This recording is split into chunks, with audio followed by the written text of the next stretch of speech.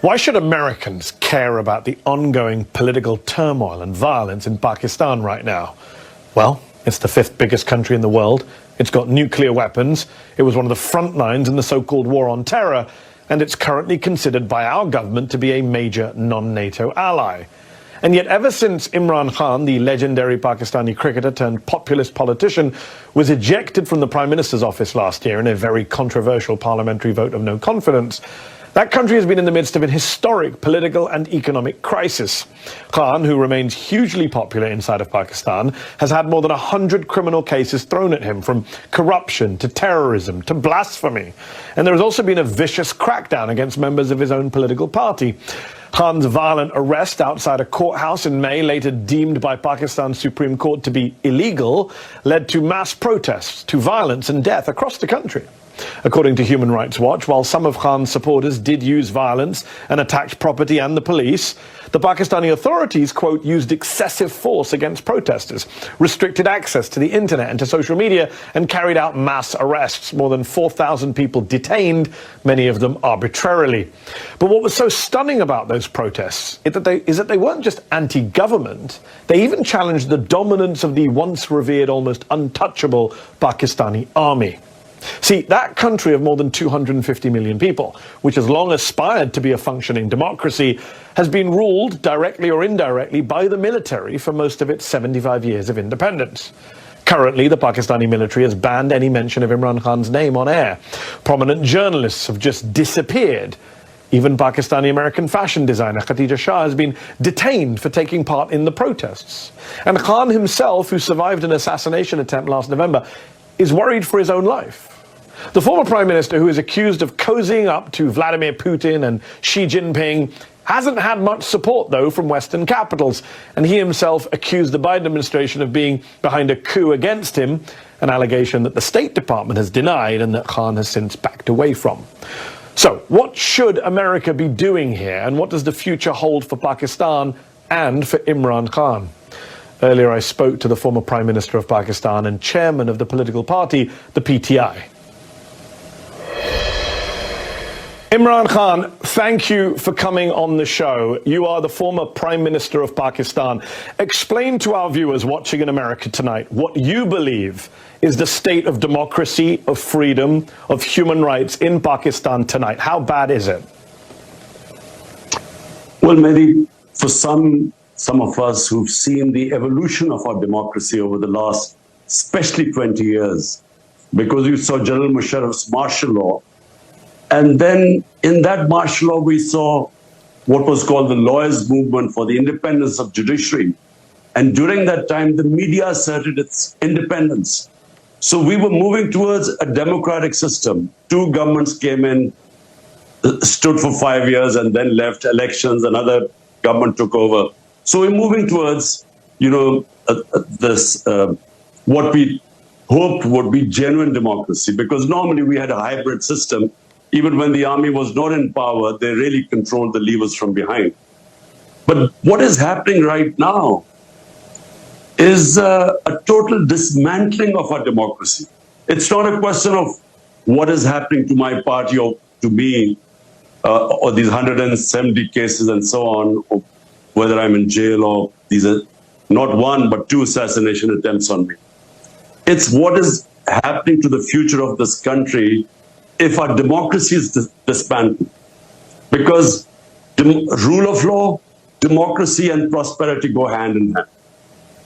When you do not have rule of law, which is what is happening now, it is might is right. There's an undeclared martial law in Pakistan. Then, there's darkness ahead. We are standing on the edge of darkness. So what is your message to the American government tonight, to President Joe Biden? Because on the one hand, you have urged the U.S. to speak out in the name of democracy and human rights against what's happening in Pakistan right now. But you've also accused the U.S. of being behind a, quote, foreign conspiracy, a coup against you. You've repeatedly called what happened to you, quote, U.S.-backed regime change. Well, I mean, the facts about what happened, about me receiving a cipher coded message from our ambassador in Washington. This is 6th March 22. which said that the American official, Under Secretary of State, telling our ambassador in an official meeting that unless you get rid of Imran Khan in a vote of no confidence, there'll be consequences. And then the vote of confidence, no confidence, takes place the next day. And within weeks, my government is gone. So I merely stated the facts. And by the way, I put the cipher in front of the cabinet, in front of the National Security Council, and there was an official protest from Pakistan for interfering in our internal affairs. But that's behind me. Look, all I want the US to do is their professed aims of so-called Western values of democracy, rule of law, human rights. They shouldn't worry about what is happening to me. They should worry about 250 million people. The whole democratic structure is being wound up. And we, as I said, we have an undeclared martial law.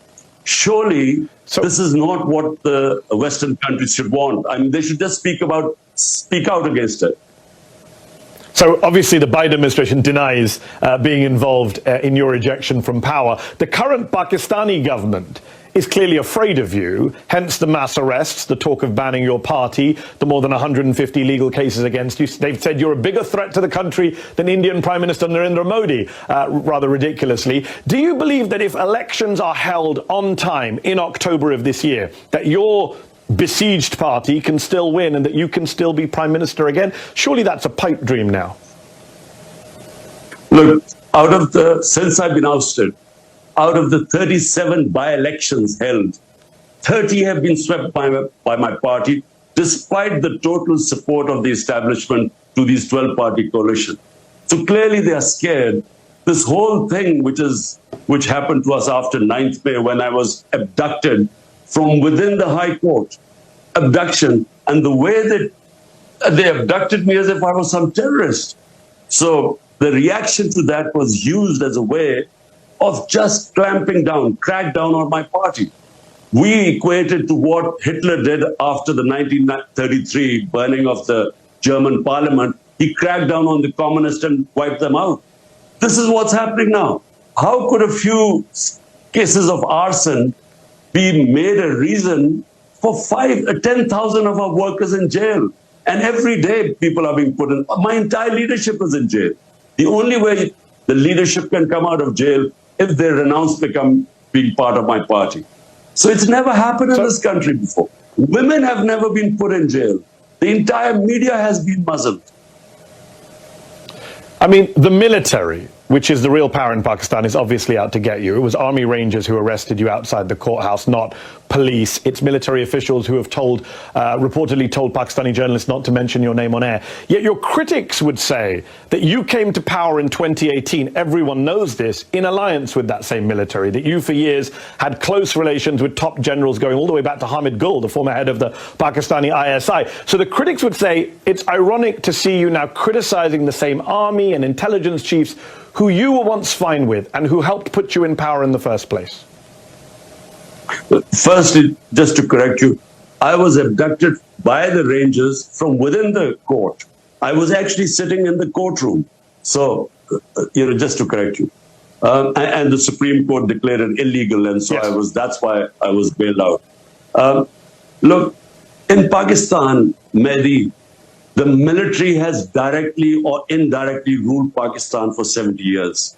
3 times martial law, and then the other times because they're entrenched.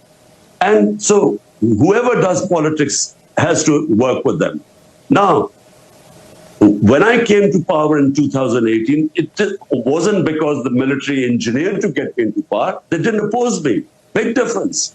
In 2013, before that, they actually helped Nawaz Sharif get into power, and we proved in the rigged elections. In 2018, we asked everyone to open the elections because we came through proper, free and fair elections. In fact, we felt we lost some seats.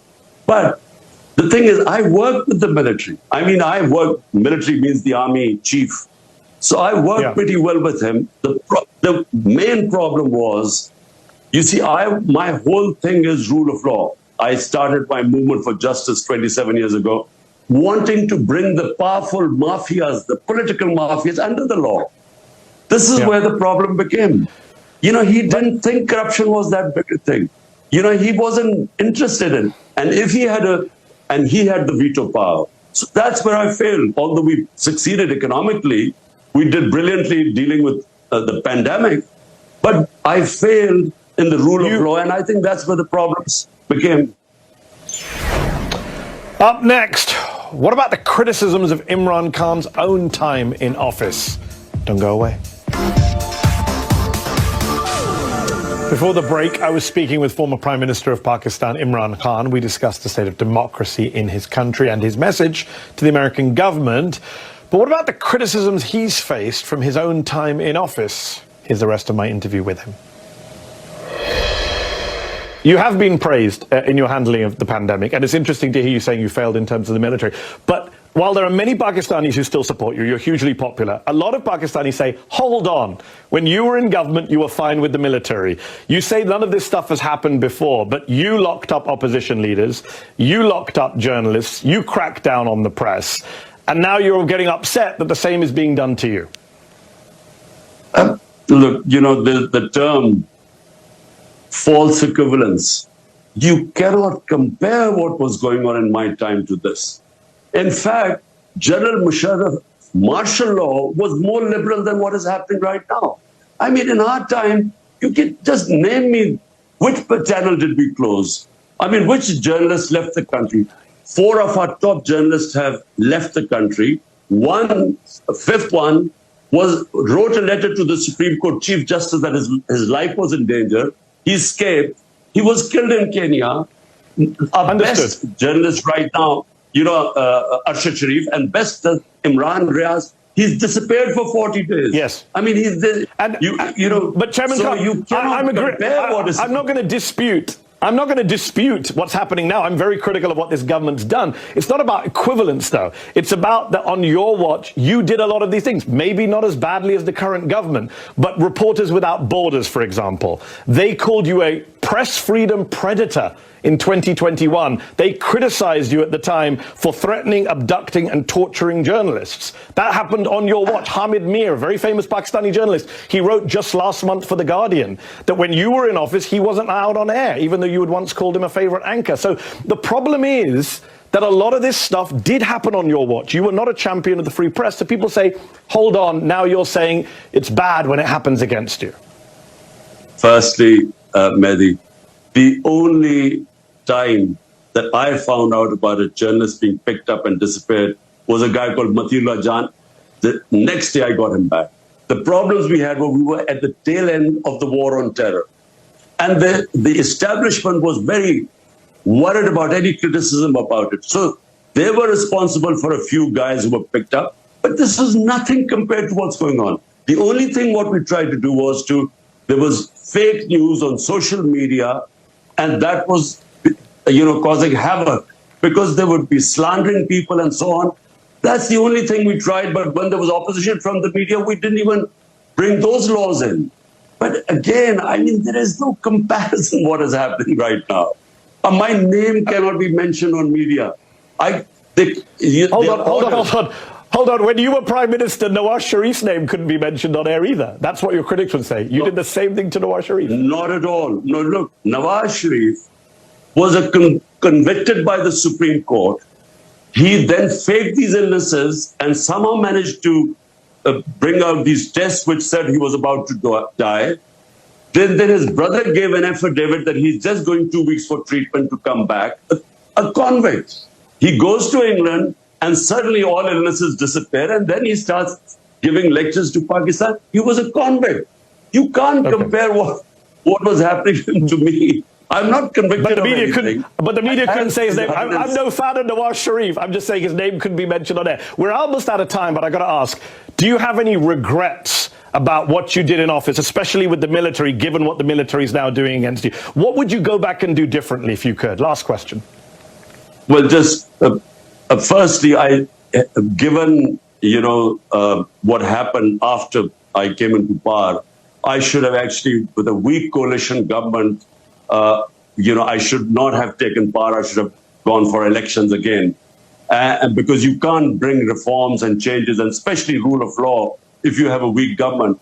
And if I have to do it again, look, this hybrid system cannot work.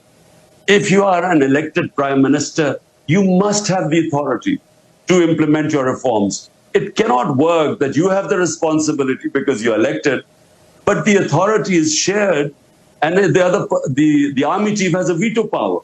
This sort of system is doomed to failure. And Pakistan, what it faces right now, huge economic problems, the worst economic situation in our country.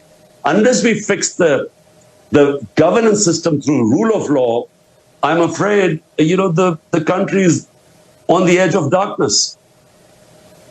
There's no doubt there is a massive political and economic crisis in Pakistan right now. We appreciate you taking time out to speak to us, and I do hope you stay safe. Imran Khan, former Prime Minister of Pakistan, thank you.